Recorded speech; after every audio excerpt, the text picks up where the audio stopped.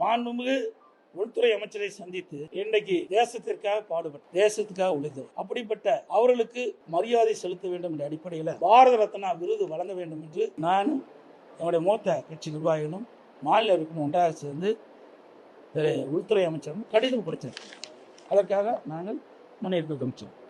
அதோட இந்த அடிக்கடி பத்திரிகையில் ஊடகத்தில் வர செய்யும், தயவுசு அதை தவிர்க்க வேண்டும். ஏன்னா பல முறை சொல்லிட்டு, ஆனால் தொடர்ந்து அதையே நீங்க அரைச்சமாவே அரைச்சிட்டு இருக்கீங்க. ஐடிசி ஹோட்டல்ல அனைத்து இந்திய அண்ணா திராவிட முன்னேற்ற கழகம் பாரதிய ஜனதா கூட்டணி அமைஞ்ச பிறகு மாண்பு உள்துறை அமைச்சர் தெளிவுபடுத்தினார். அனைத்து இந்திய அண்ணா திராவிட முன்னேற்ற கழகத்தில் உள்கட்சி விவகாரத்தில் நான் தலையிட மாட்டேன். எல்லா பத்திரிகையிலும் ஊடகத்தில் வந்திருக்குது, என்கிட்ட ஆதாரமும் இருக்கு.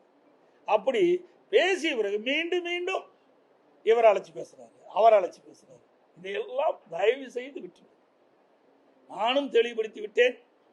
அப்படி எந்த பேச்சுவார்த்தையும் நான் நடத்தவில்லை அவரோடு. அவரும் எங்களோட உள்கட்சி விவகாரத்தை தலையிடவில்லை. இதுக்கு முற்றுப்புள்ளி வைத்து விட்டேன்.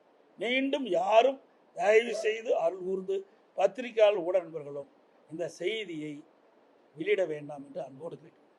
அவர்களும் சொல்லிவிட்டார், நானும் சொல்லிவிட்டேன். இதோடு முடிந்து விட்டது.